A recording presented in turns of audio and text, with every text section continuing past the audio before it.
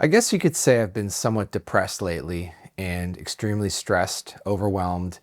And on one hand, it's the level of my life and life situation, all the different problems and things that I'm dealing with there. And then also an internal mental one where I'm wrestling with different philosophies and points of view, a lot of which I talk about on this channel. But it's come to a head recently where it became almost overwhelming. And I had no choice but to return back to my safe space, to return back to something that works, which for me is the power of now. Now, I made a video last week where I talked about it in sort of an evaluative way, and I spoke about presence and so forth. But what I did not realize was that my impulse to make that video was really a calling from a deeper internal, intuitive part of myself to return to the peace that's offered by that book and that teaching.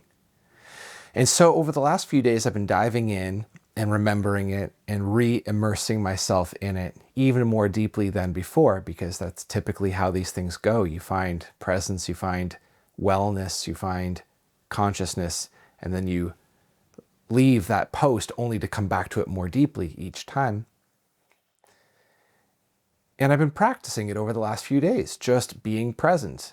And as I've been doing that, I can't tell you how much stress has melted away. It's funny because what happens in the first place is that when you discover presence, you become aware of how intensely contracted you are. At least this is what happens to me. You become aware of how intensely chaotic your mind is, how intensely contracted and sore your body is. For me, I feel it in my head, like this crunching, knotted upness in my head. And just feeling that start to relax, the first thing is to become aware of how bad it's become. But then sure enough, over time, I find my body unwinding, my nervous system unwinding, and I find myself returning to simplicity, returning to the simplicity of this moment, of this now moment.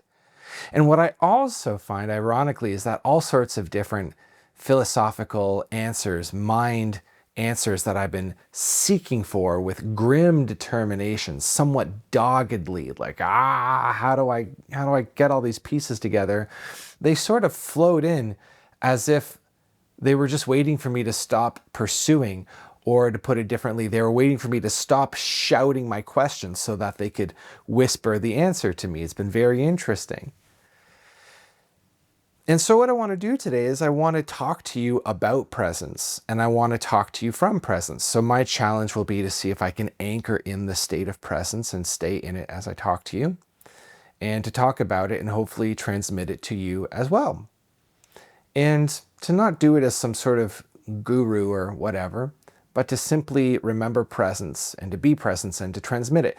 And so I will say, I give this caveat of not wanting to come off as some kind of guru, because it really is a challenge to speak from a position of consciousness and circumvent the I'm better than you element of it. So in other words, if, imagine you're just minding your own business and somebody comes across and says, I'm enlightened, or I've achieved enlightenment, or I've achieved awakening, or I see the truth.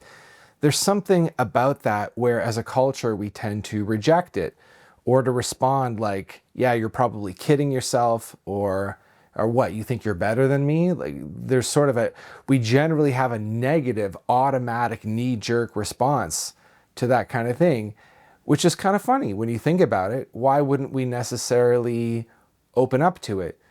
Not that you should open up to every person who comes up to you and says that they're awakened, but nor is it any good to be automatically closed off to it either. The other problem around enlightenment, say, which is Tolle's term, so we're going to use this, enlightenment, is that it's conveyed in our culture as some sort of superhuman feat. It's supposed to be the ultimate of all ultimate achievements that only a few rare individuals throughout all of history ever get to do. And there is, of course, some truth to that, at least historically. But then the problem when we frame it that way is that we make it necessarily into something that cannot be achieved. And that's a big problem. We put too much distance between ourselves and that state. But this is not the effect that we get from people who have achieved enlightenment, say the teachings of Buddha, of Christ, and of our modern mystics, our modern contemporary enlightened folks such as Tolle and Adyashanti and Muji and a few others like this. When you hear them speak, they insist and they go at great lengths to state that it's not a matter of effort and difficulty and achievement to find enlightenment. It's not far away. It's here. It's now. It's only achievable now. So as we move into this talk together, let's approach this talk from the possibility that you can become present now, that you can wake up now, that you can find enlightenment now. And one last thing to say about enlightenment, which is that I don't recommend that you see it as some sort of end state, some sort of final movement, but instead to see it as partially that and partially a process, partially something that is achieved continuously, something that is maintained. You don't just check your enlightenment box and then you're all done, but it's something you do. It becomes a practice. It becomes something that you get better at over time, and it becomes your own thing. This is my favorite part, because we start off with Buddha, Tolle, Meister Eckhart, gosh, a few other names are escaping me right now, but like, these mystics, these modern guys.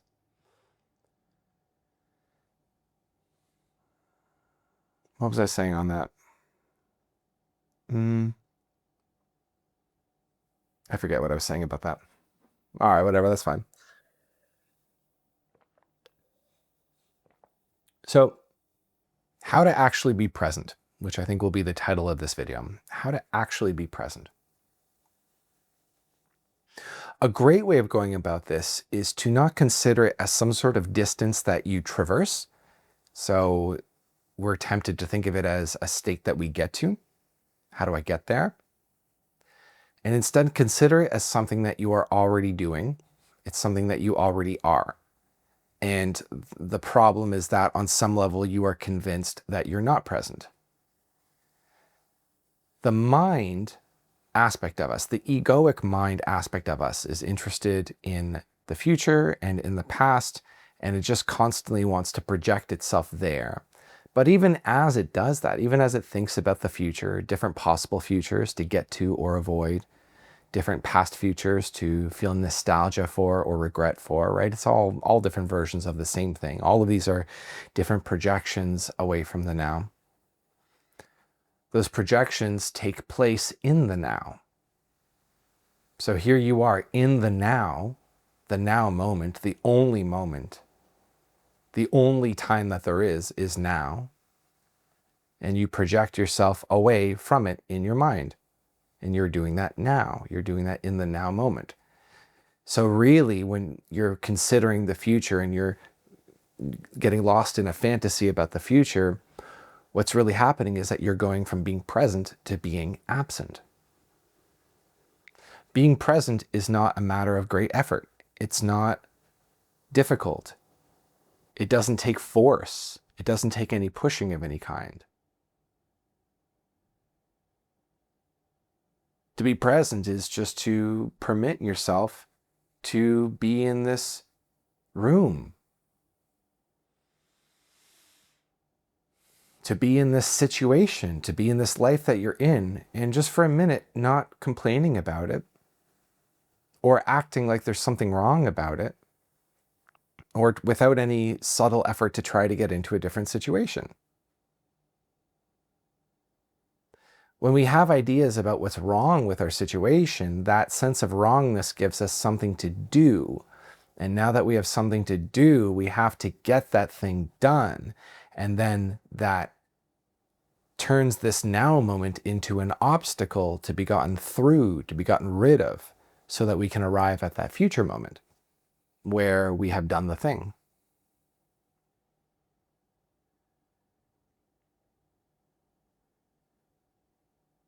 And so the goal here is to not have something to do, to exist in this moment. I mean, after all, you're just watching this or listening to this. Can you exist in such a way now where there's nothing to do? There's nothing that you have to do. There's nothing that needs to get done. Story time. My wife and I, we were traveling around Europe, and we stayed with a couple in France. And they were a very diligent, hardworking couple. They lived in sort of a farming property. There's a lot to do. And in addition to regular maintenance, there were also projects that they wanted to get done, construction projects, get a patio built, a barn built, etc. And my wife and I, we volunteered to be helpers. It's called Help X, where we create a profile and they had us over and they would feed us, and in return, we would work for them. And we weren't really that good. It was actually a bad arrangement, bad communication. They thought we were more capable of certain construction projects, which we just had no experience with. And we thought we'd just be like milking the cows and doing like, cute, fun farming stuff. And eventually our host said to us with some bitterness that he was very behind. He was behind. And that struck me in such a strange way. Imagine being in rural France. Just like, you're not near a city, you're not even near a town, you're just out somewhere. And you're surrounded by nothing except silence and the breeze and the farm animals and the garden. The days come and go, the seasons come and go. Imagine being behind. How could that possibly compute? Makes no sense. The only way in which you can be behind is if you have an idea of how you're supposed to be or where you're supposed to be, which is what we call an expectation. And expectations are so rough, they're so unwieldy, they're so heavy. Expectations are generators of pain and suffering. Now, some of you might argue, well, then how do you do anything? How do you plan for something? How do you create a future? How do you set a goal? And none of what I'm saying precludes any of that. You can have goals, you can have visions, you can have futures, you can strive towards stuff. The problem that you want to watch out for is when you start introducing this other element that we're addressing today, this element of you're supposed to have achieved this goal by that time, or that you need to achieve the goal or get this thing done. I need to get it done. I need to get there. Because especially when you introduce this sense of need or heaviness or expectation or I have to, I must, what you're doing is you're putting yourself in from the perspective of the now moment, like say from the perspective of a camera, you go from just like being like well and good and everything's okay, you put yourself in this contracted, heavy, needy state. And you make this pact with yourself that you're not going to release yourself from it until the conditions are met. That's what we are talking about when we talk about conditional wellness. And throughout this whole time, I mean, you have some goals that take a week to fulfill, a month, in some cases years. Some of them, it's not even clear if you're ever going to fulfill them, right? Have you ever encountered somebody, or maybe you are one of these people where you like make this pact where you say, I will not be okay until vengeance is administered. I won't be okay until I make $1 million or $10 million, and then you hold your own body hostage. It's almost the equivalent of holding your breath and saying, I'm not going to breathe until I get there, and that's going to be my source of motivation. And you can see the problem that it runs into, because unfortunately it actually can be used as motivation. I've explored this a lot. Because I was really in disbelief about it. But the truth is that you can use it for motivation and you can do the thing, but then all the suffering that's caused along the way, I mean, you lose the point. You lose the point of the whole thing, because you get to the end of your life and okay, you achieved all the glory, but then the whole The whole thing was suffering up until now. You were holding your breath the entire time. It was misery up until now. Was it worth it? Was that the point? Is that why we're alive? Is that what we're here to do? Furthermore, you can view it from the perspective of generating suffering. It's like, look at all the suffering that was generated for yourself and probably for everyone around you. Tolle speaks in terms of pollution. It's like inner pollution, external pollution.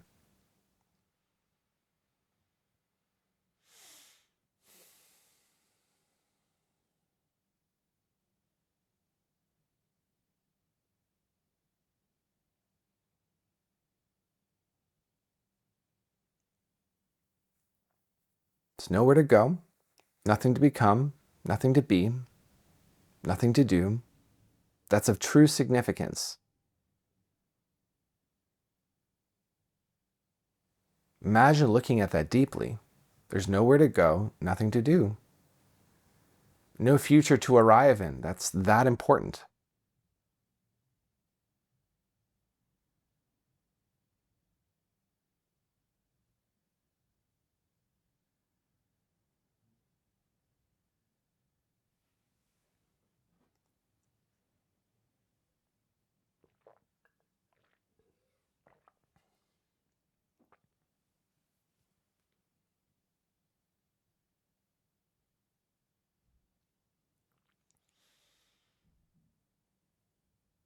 What's really cool about the power of now is that what Tolle also does is drive this really surprisingly high standard of wellness.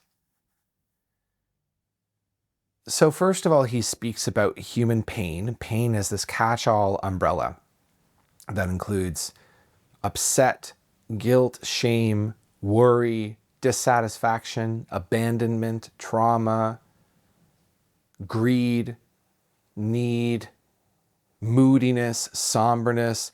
Like, just imagine the whole spectrum of negative human emotion in all of its different forms, and puts it all into a category of human pain, calls it pain, and discusses that the presence of pain indicates the lack of presence, the lack of your presence.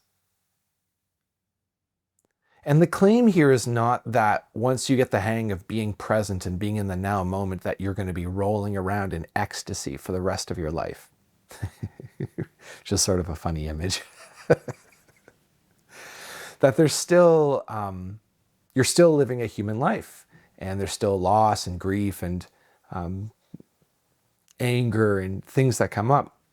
But the difference is that when you become present, there is a deep sense of stability and safety and security that you achieve in yourself, a deep knowing, a profound knowing.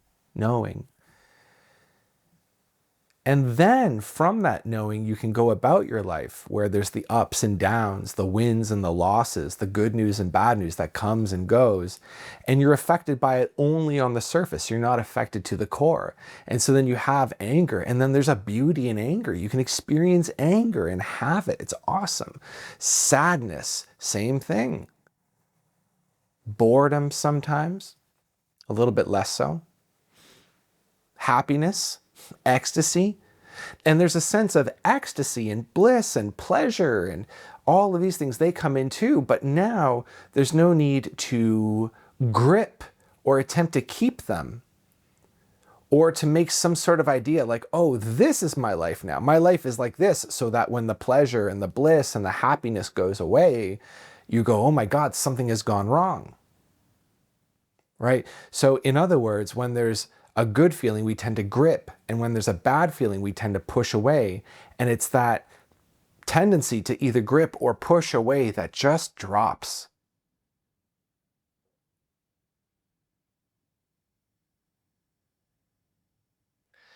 And it's not passive, because if we describe it this way, on one hand, there's a sense of moving along a roller coaster, which would imply that you have no control over what's happening. And this is not what's being communicated either, because you're still a participant. There's still stuff to do, and you can go ahead and do it. And you can still affect there are decisions that you can make that will allow you to be happier than you otherwise would be, and it's a good idea to make those decisions. So you're still participating on that level as well. There's just a deep surrender. A deep surrender to the knowing that there's nothing to have, there's nothing to fear, there's nothing to lose, there's nothing to gain. That on the most fundamental basic level, not any one moment is better than any other moment. One of my favorite examples, I'm such a fanboy, I don't mean to keep talking about Tolle in these terms, right? But he gave a talk once, it was in the flowering of human consciousness, and this really hit for me too, where he was like reaching for some water, he came to drink it, he's like, okay, so look, like I'm bringing this water to my mouth, you know, like this is I'm totally present to this as I bring my water to my mouth. The part where I drink the water is not better than the moment where I bring the water to my mouth, which you would argue is the purpose of bringing your cup over. But it's not that the part where you drink, that's not the best part. Similarly, when you watch a tree grow, what's the best part of when a tree grows? Is it when the acorn sprouts? Is it when it becomes a sapling? Is it when it achieves maturity? Is it when it dies and falls over? At what point is the oak tree the most an oak tree? This doesn't make sense.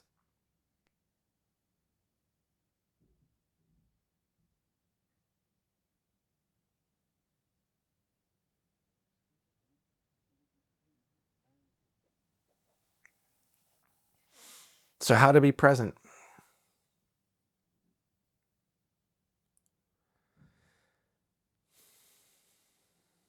Hopefully you're feeling it already.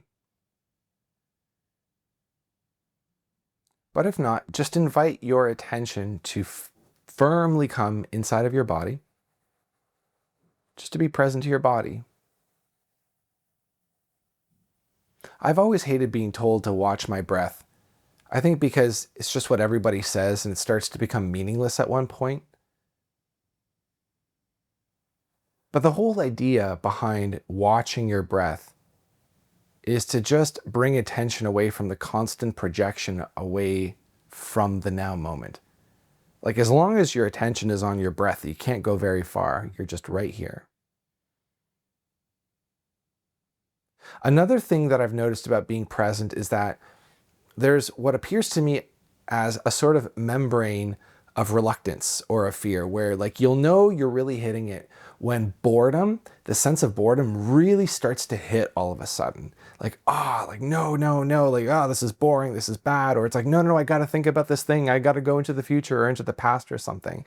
And that's actually how you know that you're actually gonna pass through the membrane of your mind into the present moment, where it's just still. And you'll know that you're being present when there's an absence of boredom, because from an egoic standpoint, it can't cope with the now moment. It just gets bored. And the reason why it gets bored is because it says, well, I don't know what to do. What do I do with this? How do I engage with it? What do I use it for? What can it give me? This kind of thing. And that's just the ego trying to turn it into a tool of some kind. But you can bypass that, where you just engage, or you just become present beyond the boredom. And you exist in the now, in the stillness and the timelessness and in the silence and the beatitude. Is that a word? In the beatitude, the benediction of this moment. And it's just clear that you can just exist in a way that brings quite a lot of pleasure. It's just very nice to exist. One gets a distinct sense that this is what it's like to exist as a spider or a frog. Because you'll notice that frogs and spiders don't get bored. I mean, we assume they don't. They don't look like they're bored. They don't act like they're bored, right? You need a human mind in order to be bored. Isn't this crazy?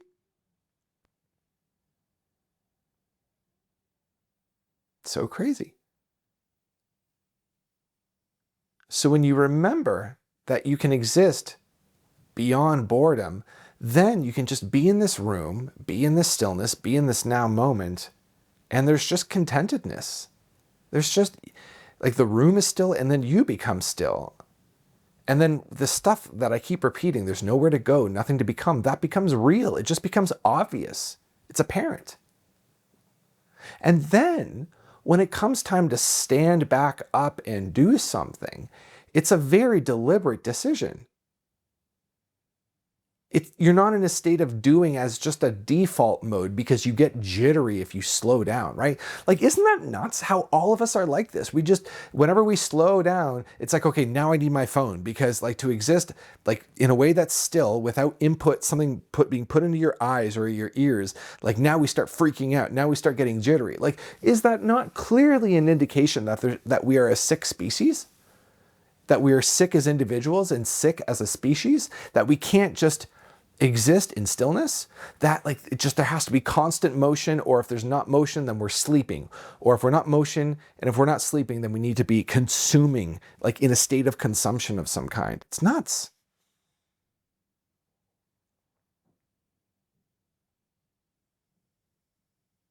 So in this place of stillness, by contrast, you do something just when it's time to do something. It's beautiful. It's beautiful. You just get up and go do something.